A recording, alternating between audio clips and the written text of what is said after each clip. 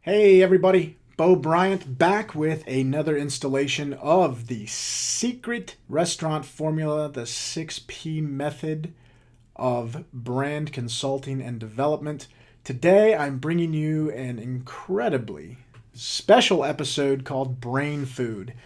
I have a client that I had done some menu work with and actually ended up recreating and redeveloping about 60% of their menu for this large 21 unit concept based out of the Midwest. And in developing this, the CEO, who's a very technical thinker and a very right-brained conceptual person, needed to understand my process. So she had asked me, is there a way that you could capture the process that you used to create food in a way that people can understand it, other than just sitting back and observing and watching and tasting the food that you create? Well, this really called me to task, but as a process development expert, as something that I preach all the time in the 6P formula or the 6P ecosystem, it's critical that you're able to take what's in your head and put it on paper. So I basically had to go through every step that I use and then try to follow my steps as they were written down and see if I could execute what I was doing. When I found I couldn't, it's because I was missing pieces, so I had to go back, add it, until I thought I had the formula complete. Then I'd give the formula for somebody else to demonstrate in front of me, and I would notice other elements that were missing. So from that, I would continue to retweak the formula, etc., etc. And ultimately, this is what I came up with. So Brain Food, it's my menu development method. It's how I create new items. It's how I change existing items. It's how I find and identify opportunities to grow the brand, grow the menu offering, and impact the guest in a positive, unique, and new way. So just a little bit of the philosophy. To me, there is an art and science to this entire business, and the best in the business have a pretty firm grasp of both. As it comes to the menu, there's an art and science to the development method of that as well. I believe that artwork has context when it's put in a frame, right? If you were just to serve food on my hand, it wouldn't have the same impact as if you were to masterfully arrange the food on a plate. If a piece of artwork was sold to you rolled up, it may not have the same value if it's under this beautiful, ornate frame with some lighting on it. So again, the frame puts the art in context. And I want to explain and walk you through the elements that are used by great chefs and my specific methodology when developing, enhancing, changing, creating new menu items, and most importantly, why we do all of this. So, in the beginning, there are the rules. This is the picture frame that the art will be put into. I start with the what, when, where, how, and why. So first, I have to know the what. What is it that we're trying to improve, or what could we improve? And then I balance that with what do we already do well. With a wing concept, a chicken wing concept that I work with, based out of Boulder, Colorado, in looking at improving their menu, we identified that of the 9 different sauces that they had, the sauce flavor profiles for their wings, for the dressing of their wings, there was one that stood out above all the rest. And it had a sweet and tangy profile, where the remaining 8 had a vinegar-based, spicy, heat flavor profile. So if our sweet and tangy offering was outpacing the other 8 items put together, shouldn't we try to extract the high-level formula of the one sauce that was outperforming the rest? So we immediately went to work on trying to capture some new offerings in the sweet and tangy category. And immediately, we noticed success with these new flavor profiles and enhancements, and that allowed us to kind of change and remold our offering in general. So it was what we could improve, and it was dictated by what we did well. And I'll give you some other examples as we move forward with ways to create and capture impact. But the what is a good place to start. Next is the when. We like to impact the menu at least twice a year, and I do this based on the psychology of the season. In the prefrontal cortex of the brain, we have a lot of residual left over from our ancestry. Going all the way back to our early lineage, living in caves, we had some rules that have been hardwired into our brain. We like to eat higher caloric, fattier foods when it's cold out so that we can put that layer on so that we can protect ourselves if the elements prevent us from being able to find food. We'll be insulated. We'll be okay to miss a meal. And of course, in the hot months of the year, we eat less because it slows us down. It makes us perspire more. It makes us hotter in the hot weather. And we need to be leaner, faster. That's hunting season. That's prime hunting season, right? So we need to be in shape, lean down. Well, all of that psychology kind of carries over, but for different reasons, right? Today, we have our beach bodies that we're concerned about, and we expose those during the hot months. So we want to lean out our food. We want to eat healthier, fresher, lighter food. And in the winter, when it's dormant and we're closed in and we're bundled up in coats and people aren't as apt to see us as scantily clad in our clothing, we don't have that problem, facilitating that prefrontal cortex need to put on a little extra meat, or fat, as it were. So those are the basic elements for the when. I like to look at developing menu impact and change and new items. And it's also a little bit of the how. But let's talk about the where. So where am I looking to put my focus on the menu? Well, of course, throughout the entire menu, and in existing categories would be representative of that. But throughout the entire menu, I'm also trying to identify, are there new categories? In the same wing concept I was talking about just a little bit ago with the 9 different sauces, we were basically painted into a box and had some aggressive price points that we had to accomplish based on a concept called fair market value.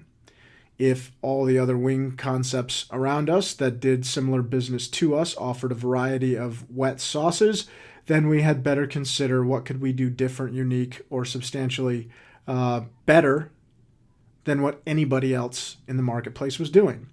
So we decided to add a crunch wing, which had a really, really deep textural component. And for that, we added 3 different wings in a brand new category. We did a wasabi crunch wing, we did a peanut crunch wing, and we did a Doritos crunch wing, whereby the product was all sauced and then tossed in this dry crumb to create a unique and different element. That allowed us to move out of fair market value and charge a little more for the product. Where the increase of cost was nominal, the increase of profitability was significant. And because there was no fair market value, nobody in our marketplace had ever seen an item like this, we were able to ask for more money and get more money and create some great vibe and some great uniqueness on that platform. And that had a really large impact. Next, the how. So how do you roll out a new menu item? Where do you start? After assessing these first 3 rules, we understand that we need to focus on research and development. We can make any item, but there are a handful of considerations. When deciding what items to make externally, we want to base that on current food trends. We want to base it on gaps. Are there gaps? So let's say I'm the wing guy competing against me, who just launched those 3 crunchy wings, and now I'm getting my butt kicked and I have huge attrition in my sales. Well, I'm going to want to start doing my own R&D on some gaps that are on my menu or some shortfalls that I have based on some competition entering the market. Also, what types of shifts or what is relevant in the marketplace that's maybe trending beyond just food trends, diet trends, different fads throughout the nation, relevance in new flavor profiles, new spices, herbs, produce that's been open to the market that people have otherwise not seen. I'm sure you can imagine when sriracha hit the scene. And when an item gets so big and so popular that it ends up being adopted by the top 10 big box restaurant concepts, then you know it's really hit its pinnacle. And for me in particular, that's the reverse of the how. I might even want to get out of it at that point. So how has a big impact? Also within how, on the back side, is how is what I build as a menu offering going to impact my brand? And we're going to get to that in just a minute. Next is why. I have two basic rules for the why I'm going to make changes on a menu. And while there's two rules, they're basically the exact same rule, just different context. I want to keep it fresh, and I want to keep it fresh. I want to keep it fresh for the people, for the patrons, for those who come in. I want a new and unique offering at least a couple of times a year so people see that we're doing something different and exciting. And second, I want to keep it fresh relative to the food. As our body changes in the seasonality, so too does the world. The produce market has a big shift where we have stone fruits and squashes and winter produce available, tubers, beets, carrots, potatoes, all that stuff that's readily available in the wintertime. What we don't have and what we shift to in the summertime are amazing herbs and leafy greens and spring mixes and all kinds of really fun summer and spring fruit and produce. So I want to keep the food offering fresh and relevant to the time of year that I'm focusing on launching a new item. Beyond that, I also have to focus on what are the rules of the brand that I'm working on. So for a multi-unit client that I work with in the western part of the US, they have over 21 units. It's a deli concept, and their specific brand identifiers are as such. They are a lifestyle brand for the active, creative, and casual clientele, and they feature bold and adventurous flavors with a focus on hearty food that is fresh and made to order. I have to consider how my rules will squeeze through the funnel of their rules to give me a desirable product outcome. So, can my product follow my rules and still achieve a lifestyle brand recipe that appeals to active, creative, and casual people with bold, adventurous flavors that's both hearty and fresh and made to order? If I'm working on a recipe and it doesn't follow these rules, I'd better make a really, really good case for why. Beyond that, I need to know who my audience is for any particular demographic. And in this example with the same multi-unit deli concept, their demographic is mostly men ages 21 to 45, blue collar and white collar professionals both, kind of an even blend, with the highest impact at lunchtime, with a very, very big focus on time. So most of these people on lunch break, that's the big bulk of their sales throughout all the day parts combined. So now my food has to fit this rule. Is it going to apply to men and hopefully women universally? Is it going to be relevant and appeal to this age demographic and this blue-collar, white-collar dynamic?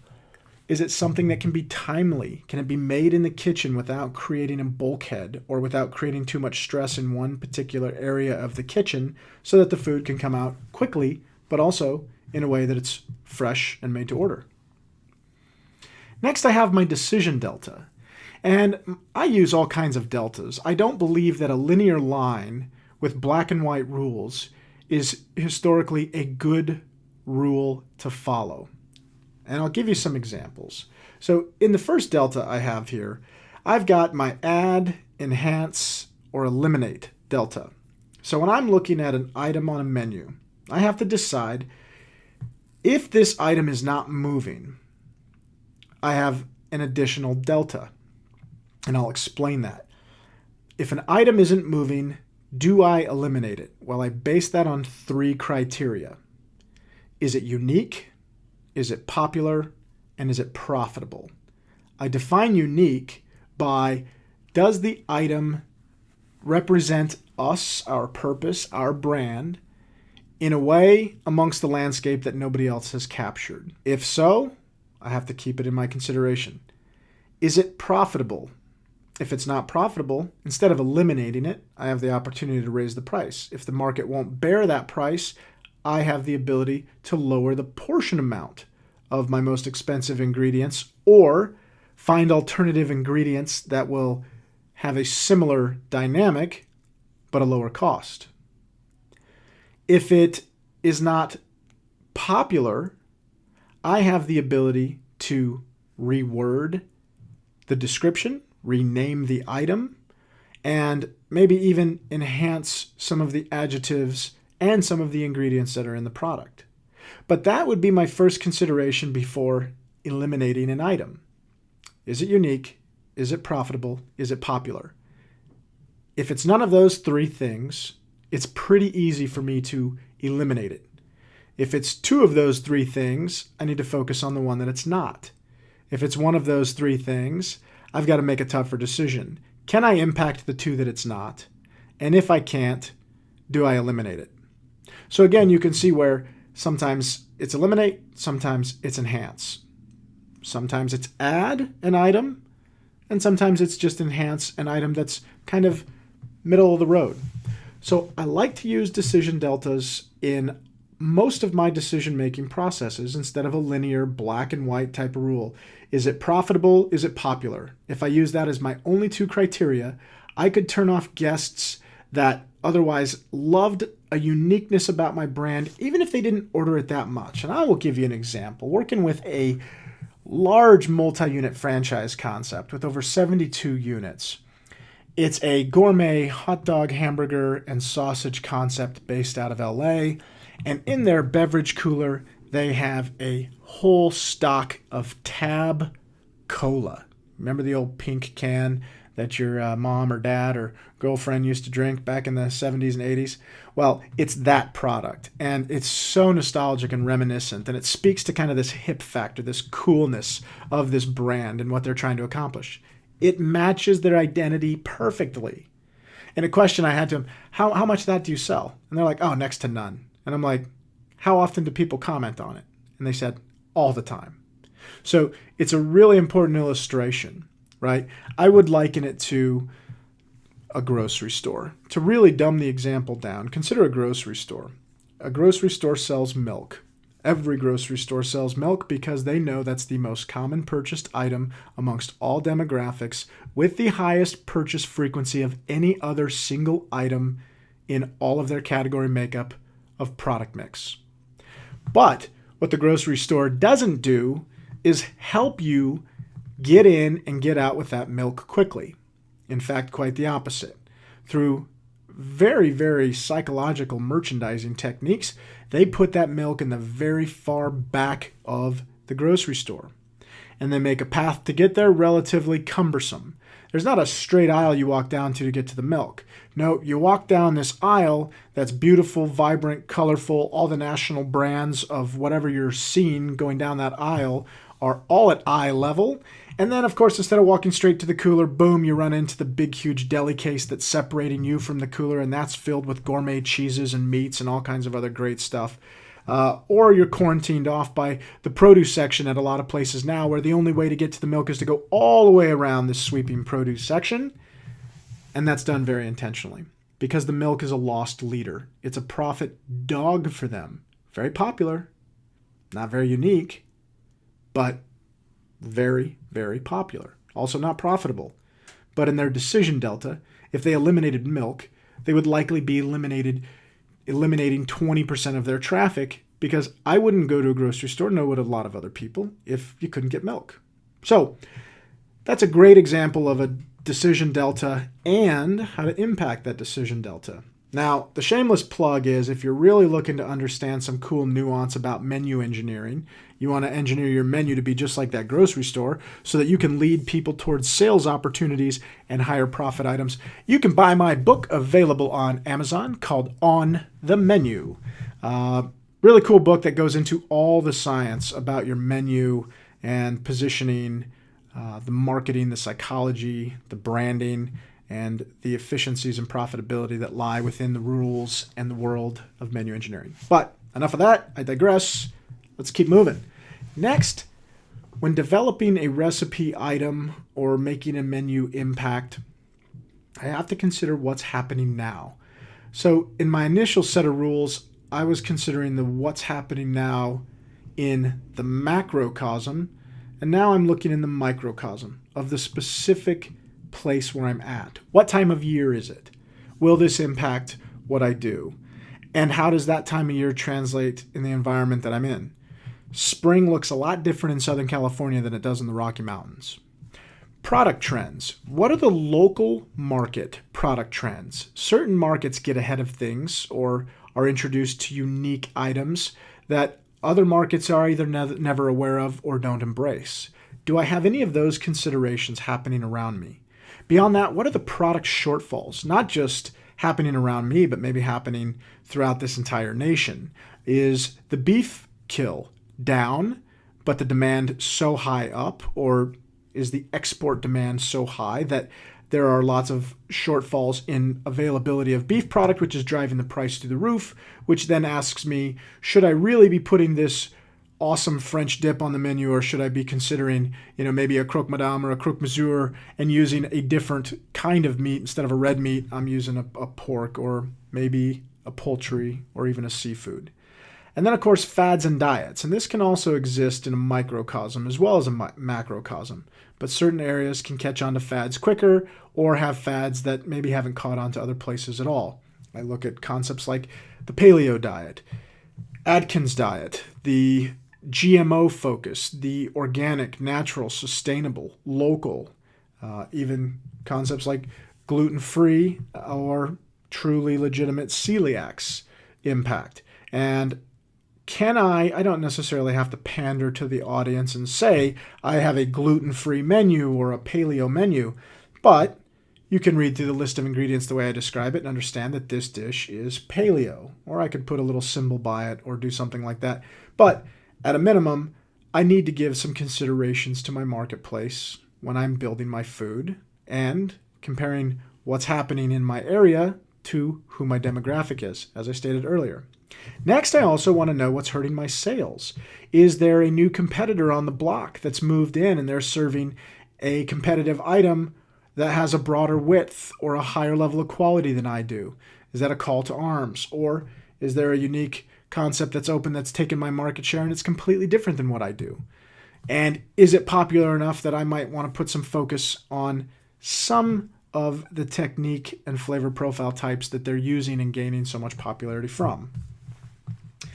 Next, I need to know my inventory. Whenever I work with a client to develop new recipes or do menu enhancement or development, it's always kind of like that TV show Chopped to me. There's a financial responsibility that I have to my clients and just an overall best business practice responsibility that I have. I could walk into any restaurant and make them a great item that may not fit, may not follow any of these rules, or they may not have the product mix to support it, so I bring in a bunch of new ingredients. In owning my first restaurant, I will tell you, that's a lesson you learn really quick. How many line items you have to have, how many areas of application you can use that new item in, that has a really big impact. So I always try to be conscious of what items do we have on hand, what can I already work with, and in a minute I'm going to walk you through a neurogastronomy concept that will explain how you can react to these opportunities when they arise. Next, I'm also going to identify within their inventory what's missing from the overall offering that could fit the brand or enhance the brand. Now, in that particular area of focus, it might make sense to bring on 1 or 2 or 3 new items that I can repurpose in multiple different ways and stretch across the menu in lots of different application that would have a tremendous impact on enhancing some gaps on my current menu and really, really embellish the brand the way that it's meant to be. And all of this has to be done within this framework. To me, all products should be unique, but aligned and approachable. Again, that's a delta. And I ask myself that question with every item that I make. Is it unique? At least unique enough. Yeah, everybody has fried chicken, but nobody has a red velvet fried chicken that I use with red velvet crumb cake in order to do the batter and the coating. Is it aligned? Yeah, we're a fried chicken concept. It aligns perfect. Is it approachable? Sure, I love red velvet cake and I love fried chicken. This makes perfect sense to me.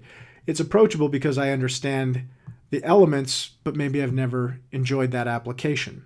And sometimes it's unique and aligned and it's approachable, but it can be risky.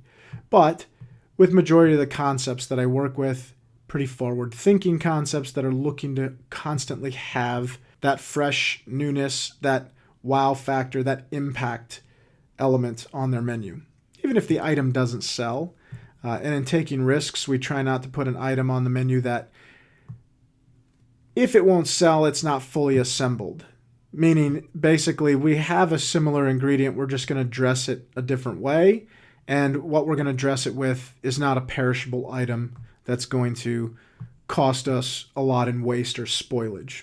So again, something to be real conscious of when I look at adding new items is if I can't use it in at least 3 places and multi-purpose it for different applications, then I had better consider relegating my new inventory items down to things with great shelf life or dry storage ingredients that have limited perishability. And now I would like to introduce you to a couple of my nerdiest concepts where this is some of the applied science.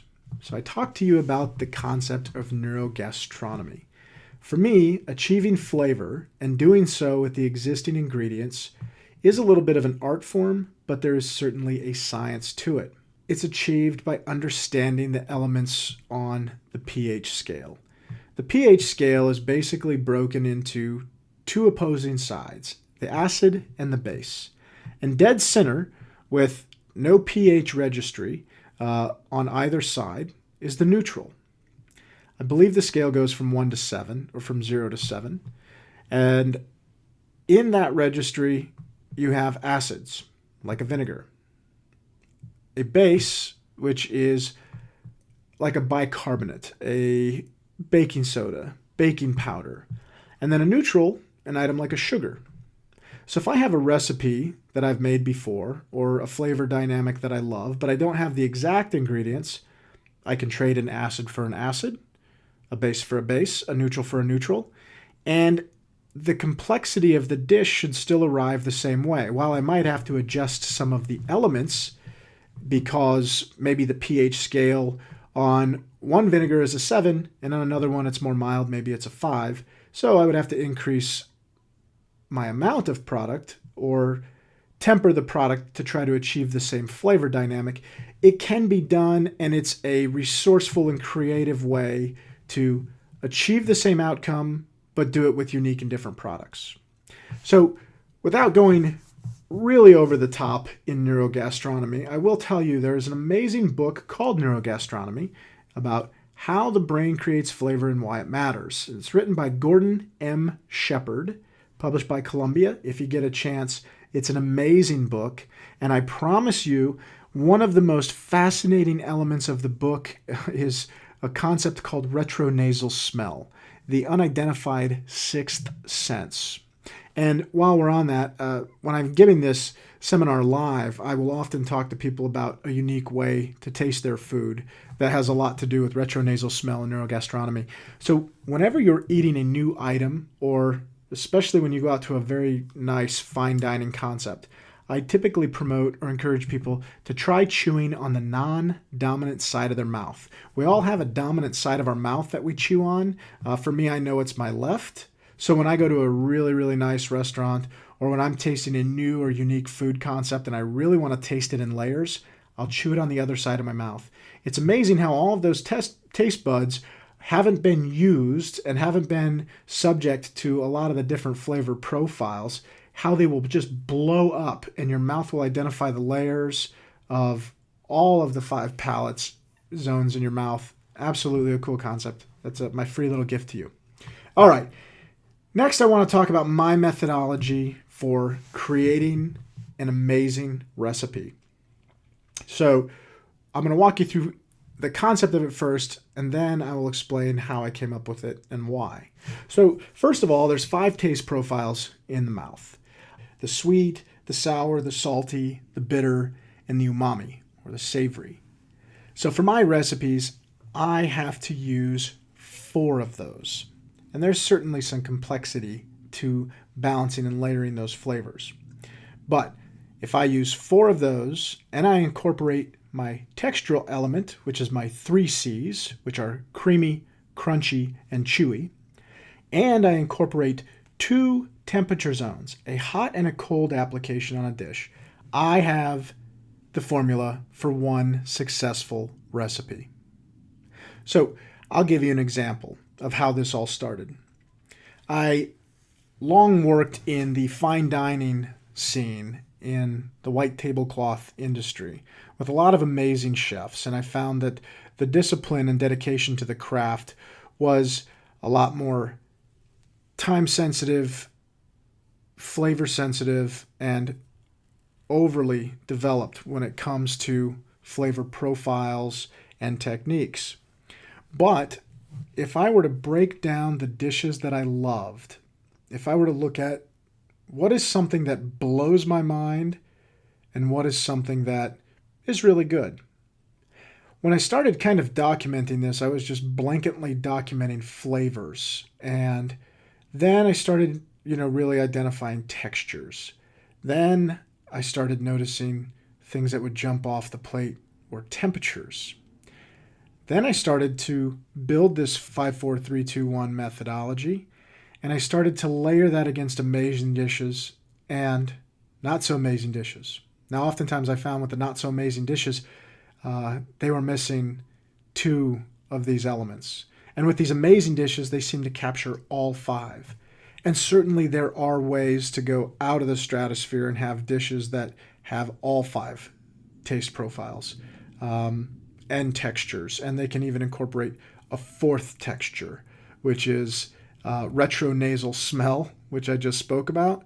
Some effervescing dynamic. A buddy of mine owns a restaurant in Denver, Colorado called Tag, where he serves this amazing raw hamachi with this essence of a beautiful cold, almost like a vinegar, basil or vinegar herb inspired oil and pop rocks. And the pop rocks certainly bring an incredibly different dynamic. The item that I had really stumbled upon when having my aha moment with this formula was at a fine dining restaurant where I had a seared jumbo sea scallop. And naturally, the sea scallop has a sweetness to it, which helped create the caramelization and the browning and the crunchy, crispy texture on the outside with a perfectly cooked inside that was tender and soft to the bite. The 3 C's in this dish were incredible. The dish was topped with a fried pea tendril that had a really, really nice crunch and freshness to it. It also had a chilled, pureed spring pea gastrique with a little bit of salt and some pepper, and it woke up this entire dish. It was then topped with a herb-infused oil that just gave some great enhancement to color, but also to texture, to flavor, the viscosity, the crunchiness. This dish captured every one of these elements, and that was where I had my aha moment and captured what would become my formula for creating all successful recipes. So I know that's a bit of a rant and maybe something harder to capture than it is to explain, but I've given you a little bit of insight into my mind, my food brain, and walked you through the process of how I develop, conceptualize, and create recipe items. How I basically take my art with the frame in mind and have tremendous outcome with flavor profiles, with menuing opportunities for profitability, uniqueness, and approachability. So I really hope you enjoyed this as much as I enjoy talking about it. This is one of my favorite segments. Thanks again. We'll see you back here next time with some more great videos on the 6P Business Consulting Secret Formula for Restaurant Development.